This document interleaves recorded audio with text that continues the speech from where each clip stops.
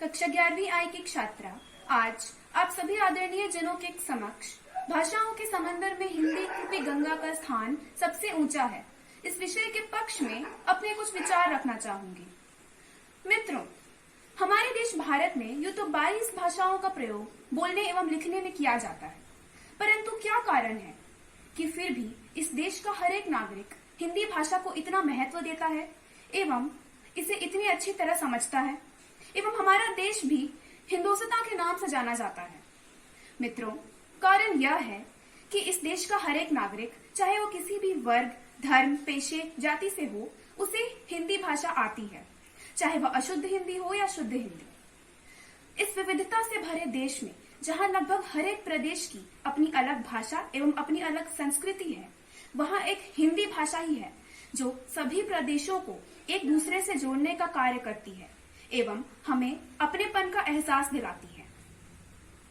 मित्रों, भारत को विश्व गुरु के नाम से कभी जाना जाता था, जिसमें हिंदी का महत्वपूर्ण योगदान था। अनेक ज्ञानप्रद पुराणे जैसे कि महाभारत, रामायण, इन सबको हिंदी के ज्ञान के बिना पढ़ा नहीं जा सकता और यही कारण है कि देश भर के छात्र छात्राएं हिंदी भाषा सीख रहे हैं।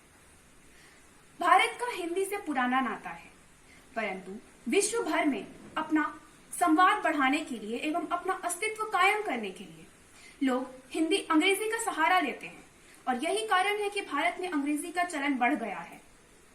हमारी आज तक की सबसे महत्वपूर्ण लड़ाई, जिसे हम आजादी की लड़ाई भी कहते हैं, हिंदी ने मुश्किल वक्त में भी हमारा साथ नहीं छोड़ा। हिंदी ही सैकड़ों जनता से संवाद का जरिया बनी। हिंदी के महत्व को गांधी जी ने भी समझा एवं विनोबा भावे जी ने भी। अगर मुमकिन था कि अगर अनेक देशभक्ति एवं आशावादी कविताएं किसी और भाषा में लिखी जाती तो वे जनता से जुड़ पाती। हाल के समय में हिंदी ने उल्लेखनीय प्रगति की है और पहुंच स्थापित की है, लेकिन केवल इतने से संतुष्ट नहीं हुआ जा सकता कि वह सबसे ज्यादा बोली जाने वाली भाषा बन गई है। अब तो राष्ट्रीय शिक्षा प्रणाली में भी हिंदी को महत्व दिया जा रहा है। कक्षा 5 तक सभी विद्यालयों में अपनी मातृभाषा में शिक्षा प्राप्त करना अनिवार्य हो गया है और यह भारत सरकार की ओर से हिंदी को उसका अस्तित्व वापस लौटाने की ओर एक कदम है। कश्मीर में भी हिंदी को महत्वपूर्ण दर्जा मिला है। हम सभी भारत के नागरिक होने के नाते हिंदी को उसका अस्तित्व वापस लौटाने की ओर एक छोटा सा कदम बढ़ा सकते हैं कुछ कार्य करके। सभी सरकारी कार्यालयों में हिंदी भाषा का प्रयोग मुख्य रूप से होना चाहिए। भारत के हर एक नागरिक को अपनी मातृभाषा के अलावा हिंदी अवश्य सीखनी चाहिए।